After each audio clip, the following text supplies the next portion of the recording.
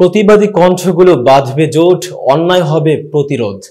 এই স্লোগানকে সামনে রেখে এগিয়ে চলছে সম্পূর্ণ অরাজনৈতিক, মানবিক ও সামাজিক সংগঠন প্রতিবাদী কণ্ঠ।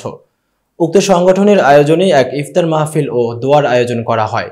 শুক্রবার বিকেলে ঢাকা বকশীবাজার রোকেয়া কুঞ্জ কমিউনিটি সেন্টারে সংগঠনের প্রতিষ্ঠাতা সভাপতি হাজী মোহাম্মদ আজিম মিয়ার সভাপতিত্বে ও আয়োজন কমিটির সদস্য সচিব মামুন আহমেদ এবং হাফেজ জহুরুল ইসলাম এর পরিচালনায় প্রধান অতিথি হিসেবে উপস্থিত ছিলেন ঢাকা কলেজের সাবেক ভিপি ও বিএনপির জাতীয় নির্বাহী কমিটির সহ যুব বিষয়ক সম্পাদক মীর নেওয়াজ আলী নেওয়াজ।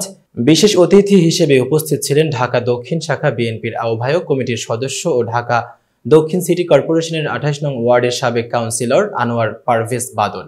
প্রাণবন্ত ও সুশৃঙ্খলভাবে অনুষ্ঠিত ইফতার ও দোয়া মাহফিলে আরও উপস্থিত ছিলেন প্রতিবাদী কণ্ঠের আজীবন সদস্যগণ। ইফতার ও দোয়া মাহফিলে প্রতিবাদী কণ্ঠের প্রতিষ্ঠাতা সভাপতি হাজী মোহাম্মদ আজিম মিয়া বলেন, যে সকল সদস্যরা সদস্য হয়েও এখনও সদস্য টাকা পরিশোধ করেনি, তাদের প্রতি বিনীতভাবে অনুরোধ যেন বকেয়া টাকাগুলো পরিশোধ করা হয়। এতে সংগঠনের কাজ আরও প্রসারিত হবে এবং অসহায় মানুষ উপকৃত হবে।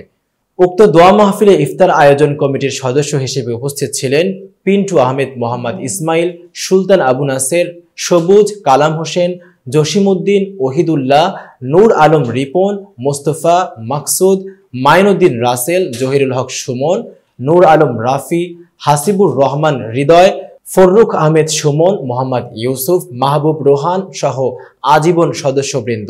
এ সময় ইফতার মাহফিলে আরো 5 জন নতুন সদস্য প্রতিবাদী কণ্ঠের সাথে যোগ দেন।